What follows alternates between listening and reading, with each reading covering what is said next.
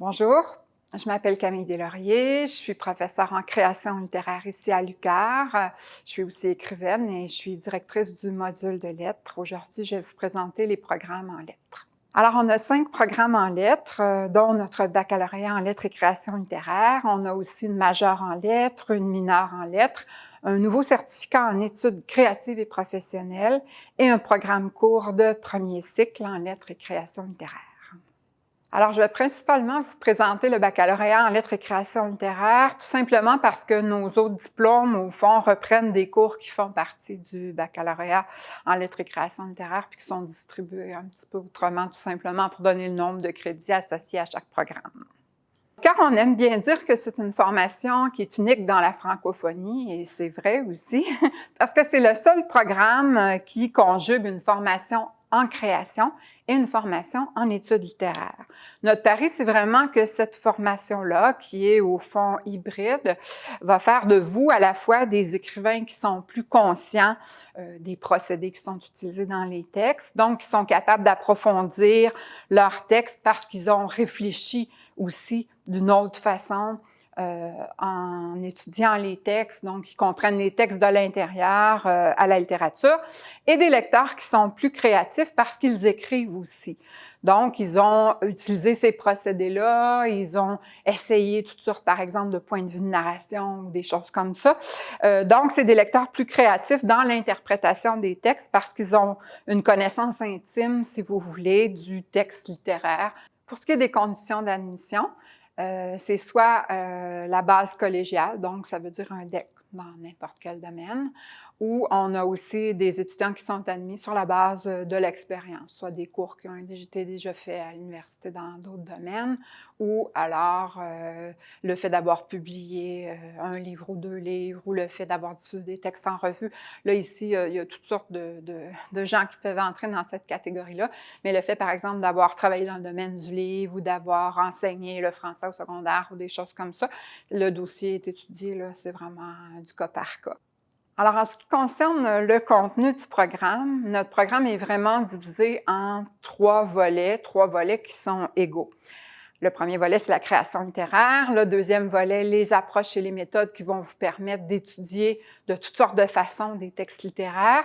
Et le troisième volet, c'est la culture littéraire, donc tout ce qui est autour, par exemple l'histoire littéraire, le contexte, les liens avec la société, les mythes, des choses comme ça.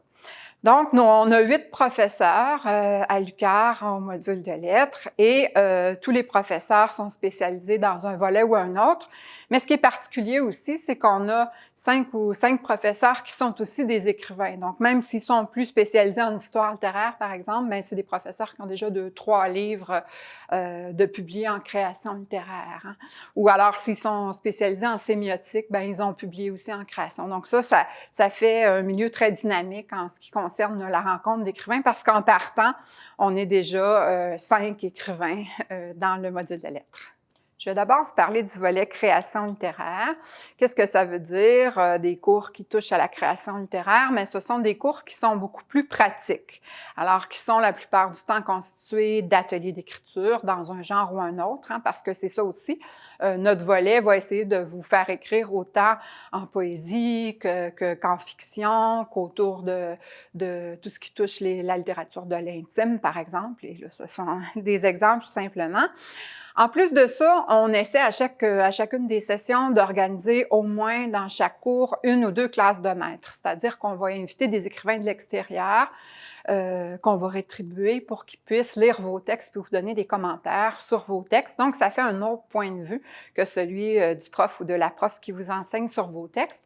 Et on a aussi rendu à peu près à mi-parcours du bac. Donc, quand vous avez accumulé 45 crédits, que vous avez essayé à peu près tous les genres littéraires que vous pouvez essayer dans le cours de nos ateliers, on a 2 cours qui sont des séminaires d'écriture, le séminaire d'écriture 1 et le séminaire d'écriture 2, où vous pouvez choisir un projet qui vous tient à cœur et le travailler toute la session. Donc là, ça vous amène à des textes plus peaufinés, plus terminés, que vous allez pouvoir, par exemple, envoyer à des concours littéraires ou soumettre à un éditeur si vous le poursuivez après le séminaire et tout. Donc, ça vous permet là, d'avoir un projet que vous aimez et dans lequel vous êtes accompagné toute la session. Alors, les ateliers, comme les classes de maîtres, comme les séminaires, vous permettent au fond d'explorer et d'approfondir tous les genres littéraires. Dans notre volet création littéraire, il y a un cours très particulier qui se donne, qui s'appelle l'Université d'été en création littéraire. Alors, ce n'est pas un cours qui est obligatoire, mais c'est un cours qui est optionnel et qui peut se suivre d'une façon intensive l'été. Alors, c'est un cours qui se donne à peu près aux 2-3 ans. Et c'est un cours intense où est-ce qu'on invite plein d'écrivains qui viennent intervenir pendant ces 2 semaines-là. Alors, ce sont des exemples d'écrivains qui interviennent dans les cours, des cours qui sont un peu hors normes parce que ça se passe un peu partout, puis des fois même aussi dans nos salles de classe à l'UQAR, lesquelles au 5e étage, par exemple, on voit la mer. Mais il y a aussi d'autres activités qui sont intégrées à l'horaire ou qui sont le soir ou la fin de semaine, où on a des écrivains qui interviennent en conférence, en causerie, en table ronde, en lecture publique et tout. Il ne faut pas oublier que vous êtes invités pendant cette université d'été-là, vous aussi, à lire des textes en public lors des cabarets littéraires finaux qui ont lieu à la fin de l'université d'été. Autrement dit, vous pouvez diffuser déjà un texte, puis le lire en public, puis montrer au public un petit peu un exemple du travail que vous avez accompli pendant l'université d'été.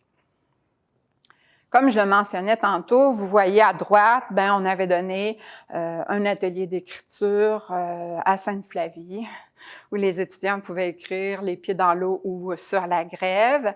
Au milieu, vous avez un atelier d'écriture qui s'est tenu au Jardin de Métis dans les installations du Festival international de Jardin. On a une classe de maître avec Robert Lalonde en bas à gauche au BIC. Donc là, il y avait vraiment enseigné des trucs sur la grève au BIC. Et on a, par exemple, des installations qu'il y a à Métis-sur-Mer ou à Rimouski ou ailleurs, déjà sur la grève et que vous pouvez utiliser quand on fait de telles sorties. Dans le deuxième volet, qu'on appelle le volet approches et méthodes, vous êtes appelés à suivre des cours et des séminaires qui vous permettent d'explorer, de découvrir, de pratiquer toutes sortes de façons de lire les textes littéraires. Donc, sous un angle précis qui vous amène à découvrir là, tous les concepts théoriques qui sont liés à ces approches-là, mais à les pratiquer aussi. Donc, à pratiquer l'analyse de texte en fonction d'une certaine lecture ou de certaines lectures au pluriel, là, parce qu'il n'y a jamais une seule lecture d'un texte littéraire, qu'on peut faire des textes.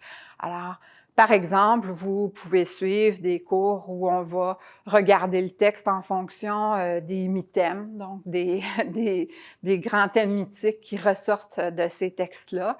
Des cours où vous allez explorer plutôt l'aspect intertextuel des cours ou des cours où vous allez lire le texte avec une grille sémiotique. Alors, encore là, ce ne sont que des exemples, mais en essayant toutes ces approches-là, comme vous avez essayé dans l'autre volet, tous les genres littéraires, vous abordez autant de façons de lire les textes littéraires, puis vous vous outillez aussi. Donc, ça vous fournit des outils pour analyser les textes et mieux comprendre, dans le fond, tous leurs enjeux.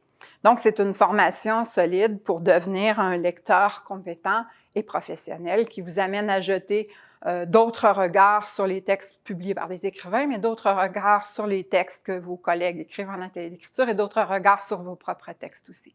Dans notre troisième volet, qui est le volet dédié à la culture littéraire, vous êtes appelés autant à suivre des cours qui vont toucher l'histoire littéraire, des cours qui vont toucher la littérature étrangère. Donc, par exemple, il y a des séminaires où le professeur ou la professeure va décider d'aborder un corpus de littérature japonaise qui a été traduit, par exemple, ou va décider d'aborder la littérature de la francophonie africaine, ou va décider d'aborder la littérature russe. Donc, ce sont des cours qui peuvent être colorés par la passion de ceux qui les donnent, que ce soit des profs ou des chargés de cours.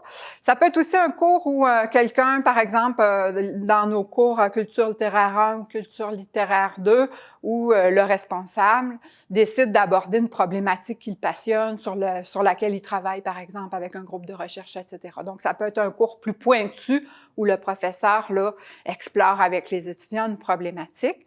Mais dans tous les cas, donc c'est tout ce qui touche le texte littéraire, mais qui colore le texte littéraire, mais qui est un peu autour du texte littéraire, puis qui nous permet de mieux le comprendre, par exemple l'histoire littéraire ou des choses comme ça. Donc, ça va vous fournir les notions essentielles sur l'histoire de la littérature. Alors, d'où on vient, pourquoi on est rendu où on est rendu. Les périodes marquantes aussi, les courants marquants, les problématiques actuelles qui touchent les textes littéraires, etc. Donc, encore là, ce ne sont que des exemples. Mais là, à ce moment-là, dans ce volet-là, vous avez une formation complète pour devenir spécialiste d'un champ de connaissances puis pouvoir situer les œuvres littéraires dans leur contexte. En complément des 3 volets, ce qui caractérise notre baccalauréat en lettres et création littéraire, c'est qu'à la fin du parcours, vous pouvez choisir de terminer au cours de votre 3e année, c'est souvent en 3e année qu'on suit ce cours-là, vous pouvez choisir soit de faire un stage en milieu de travail, un stage en création littéraire ou un mémoire court de premier cycle en recherche. Donc, qu'est-ce que c'est au juste? Bien, le stage en milieu de travail, c'est un stage que vous faites hors les murs de l'université, dans un milieu de travail donné. Par exemple, dans un organisme culturel, comme on a des étudiants qui en ont fait au CLAC. Par exemple, à Radio-Canada, on a des étudiants qui ont fait un stage en journalisme à Radio-Canada.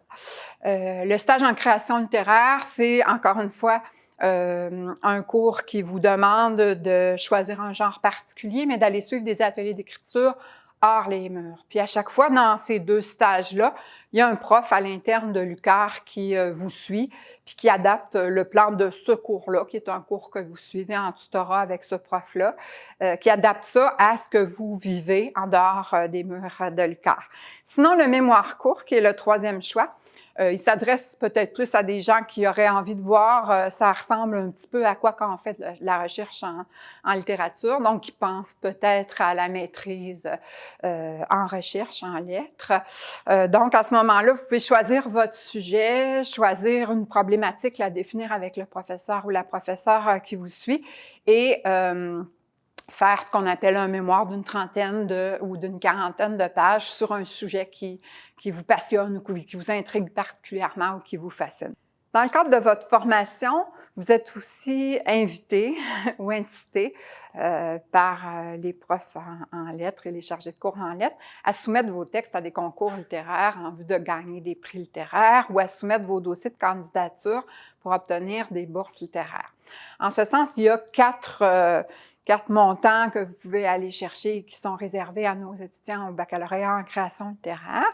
Le premier est donné par la Société nationale de l'Est du Québec et le Salon du livre en collaboration avec l'UQAR. C'est le prix de création de la SNEC. Alors, c'est un montant, je pense que c'est 500 $ que vous pouvez aller chercher. C'est un concours qui a lieu à chaque année. La remise est au Salon du livre, le texte est lu devant la foule, etc. Donc, c'est un très beau prix littéraire que vous pouvez essayer d'aller chercher. Vous pouvez aussi participer au prix de la création du CLAC. Le CLAC, c'est un organisme culturel de la Métis qui organise un concours de création littéraire récurrent et il y a un volet qui est réservé au fond aux étudiants universitaires qui sont inscrits à l'UQAR au baccalauréat en lettres et création littéraire. Et enfin, il y a 2 bourses d'excellence que vous pouvez obtenir aussi. Alors, la bourse du corps professoral en lettres qui est remise par la Fondation de l'UQAR et la bourse d'excellence de la Fondation Beaulieu-Langis qui réserve une bourse au premier cycle, une bourse au 2e cycle maintenant et qui organise ce concours à chaque année. Je viens de vous parler des bourses et des prix littéraires que vous pouvez obtenir quand vous êtes inscrit à notre bac en lettres et création littéraire à l'UQAR, mais il y a aussi des bourses que vous pouvez obtenir avant même d'arriver à l'UQAR. Alors, comme vous voyez à l'écran, il y a 3 types de bourses que vous pouvez obtenir, dont une qui est réservée aux étudiants au baccalauréat en lettres et création littéraire, dont la cote R est de 27 et plus. Un autre aspect qui caractérise nos programmes de lettres à l'UQAR, c'est qu'ils sont très dynamiques en tout ce qui touche la vie littéraire. Donc, il y a des événements ponctuels au cours du trimestre d'automne, du trimestre d'hiver. Je vous disais tantôt qu'on invite des écrivains dans les classes pour intervenir sur vos textes. On organise aussi des conférences, des causeries, des tables rondes avec des écrivains pendant les sessions. Donc, jusqu'ici, on a invité, je vous dirais, 20-30 écrivains depuis que le programme existe. À titre d'exemple, il y a Louise Dupré qui est venue une ou deux fois rencontrer nos étudiants. Il y a Claudia Larochelle, Mélanie Vincelette, Lynn Richard, etc. Donc, j'en passe. Vous voyez les noms à l'écran de toute façon. Je vais peut-être vous étonner, mais depuis sa création, notre programme est parrainé par Dany Laferrière lui-même. Dany Laferrière, vous le savez, est membre de l'Académie française, puis est venu déjà à quelques reprises rencontrer nos étudiants, notamment lors d'une nuit d'écriture. Il avait ouvert la nuit d'écriture et il avait refermé la nuit d'écriture avec nos étudiants. Un autre attrait de l'UQAR, c'est que notre professeur en lettres, Claude Lacharité, qui est aussi un écrivain, détient la chaire de recherche du Canada en histoire littéraire et du patrimoine imprimé. Et cette chaire-là travaille surtout dans un centre qui est localisé dans l'UQAR et qui s'appelle le Centre Joseph-Charles Taché, où il y a une magnifique collection de livres anciens, dont le plus vieux date du 16e siècle. Je vous ai parlé tantôt d'une nuit d'écriture. Alors, la nuit d'écriture, cette fois, est organisée par nos étudiants en lettres qui ramassent des fonds pour organiser toute une nuit où est-ce qu'il y a des invités qui font écrire les participants à la nuit d'écriture. Ça veut dire que il y a un premier atelier qui ouvre la nuit à 20 heures le soir, puis jusqu'à 6-7 heures du matin dans un vrai marathon. Vous faites des activités en atelier d'écriture. Donc, il prévoit un buffet, il y a toutes sortes, des fois il y a des partages de lecture, les écrivains parlent de leur parcours puis font écrire les étudiants. Donc, c'est vraiment très dynamique à chaque année et ça, c'est nos étudiants qui organisent l'événement. Nos étudiants sont responsables aussi d'une revue de création littéraire qui paraît depuis plusieurs années, c'est 2 fois par année. Il y a des années où ça a été 1 fois par année, mais où nos étudiants s'investissent puis vont tout organiser, de l'appel de texte initial sur un thème qu'ils ont choisi jusqu'à la lecture des textes qui sont reçus. Puis dernièrement, on me disait qu'ils sont reçus jusqu'à 80 textes, par exemple, pour un numéro. Donc, ils doivent choisir, je ne sais pas, moi, 20-30 textes qui vont être publiés dans le numéro. Ils font faire le travail, ils font le travail éditorial pour amener les gens qui ont envoyé leurs textes à le réécrire en vue de la publication. Ils corrigent les textes, font le montage de la revue et tout. Donc ça, c'est une belle expérience en édition littéraire. Et chaque année, on recrute, en fait, c'est le réel, le regroupement des étudiants des étudiantes en lettres, qui recrutent des nouveaux étudiants pour qu'ils puissent faire partie du comité de la revue Caractère, au fond. Et on a la même chose en recherche, donc la revue Laïus, où est-ce qu'on collabore avec nos collègues en histoire. Et c'est une revue où les étudiants qui le désirent peuvent publier un premier article en recherche sur un sujet qui les a particulièrement allumés. Je ne peux pas parler de la vie littéraire et culturelle de l'UQAR sans parler de la vie littéraire et culturelle de Rimouski, alors qui est une ville à dimension humaine, comme on a une université à dimension humaine et un module des lettres à dimension humaine, parce qu'on est très proche de nos étudiants. Les classes sont très petites, ça peut aller de 5 à 20 à peu près dans nos classes. Donc, on connaît très bien nos étudiants, on les suit, on va les voir quand ils lisent des textes ailleurs qu'à l'université. En ce sens, il y a des activités comme des cabarets littéraires qui s'organisent, par exemple en collaboration avec le Cégep. Il y a un cabaret littéraire qui a lieu 4 fois par année où il y a quelqu'un du Cégep qui lit un texte sur un thème donné. Il y a quelqu'un de l'université qui lit un texte sur le même thème et un écrivain de la région qui n'est pas aux études et qui lit un texte sur le même thème et il y a quelqu'un qui fait un éditorial sur ce thème-là. Donc, juste pour vous donner une idée, c'est des thèmes qui sont choisis par le public, donc ça peut aller de rodéo à crevette, par exemple. Donc, ça donne des soirées qui sont très festives avec des musiciens, tout ça, où nos étudiants sont invités à participer aussi. Évidemment, il y a le Salon du livre de Rimouski à chaque année, qui est très dynamique, qui est le plus ancien salon du livre livres qui existent au Québec, où là, il y a encore là plein d'écrivains qui viennent et tout ça, et où nos étudiants sont invités à s'investir ou à venir écouter des conférences, des tables rondes, rencontrer les écrivains en signature, en séance de signature, etc. On organise des sorties au théâtre, il y a des soirées de slam et de contes à Rimouski. Nos collègues en histoire organisent ce qu'ils appellent les ciné historiques, où on va présenter un film, puis il va y avoir des discussions après le film sur un thème donné en lien avec le film, etc. Et le Centre Joseph-Charles Taché, je ne l'ai pas dit tantôt, mais organise aussi des conférences avec des éminents chercheurs qui viennent 4 fois par année pour donner des conférences midi, sur l'heure du midi. Et bon, parfois, on organise des choses aussi en collaboration avec le Musée régional de Rimouski. Bref, tout le monde se connaît un peu, tout le monde fait partie d'un même milieu culturel et littéraire, ce qui favorise là, les interactions entre tous ces organismes-là. Vous vous demandez peut-être qu'est-ce qu'on peut faire dans la vie quand on étudie en lettres. On peut faire plein de choses. Hein? Bon, d'emblée, on pense à l'enseignement. C'est sûr que oui, c'est vrai qu'avec un bac en lettres et création littéraire, ou un bac et un début de maîtrise, ou un bac et une maîtrise, on peut enseigner. Alors oui, on peut enseigner la littérature et le français dans les cégeps. Mais on peut faire beaucoup d'autres choses aussi. Hein. On a nos étudiants qui se sont placés après avoir fait un stage, par exemple, en journalisme lors de leur 3e année du baccalauréat en lettres et création littéraire, ont tracé leur chemin après et se sont placés, par exemple, dans des hebdomadaires de la région, ou même on en a une qui s'est placée à Radio-Canada après sa maîtrise, etc. Donc, tout ce qui touche la télévision publique, la presse écrite, les revues culturelles, la rédaction, hein, parce que savoir écrire, c'est très précieux. Et il y a beaucoup de besoins en communication actuellement, donc que ce soit en tant que recherchiste, relationniste, rédacteur, réviseur, etc., bien, ça convoque des compétences qui sont liées au savoir écrire. Hein. Tout ce qui touche l'édition aussi, je vous ai dit que vous pouviez aller chercher une première expérience d'édition avec la revue Caractère.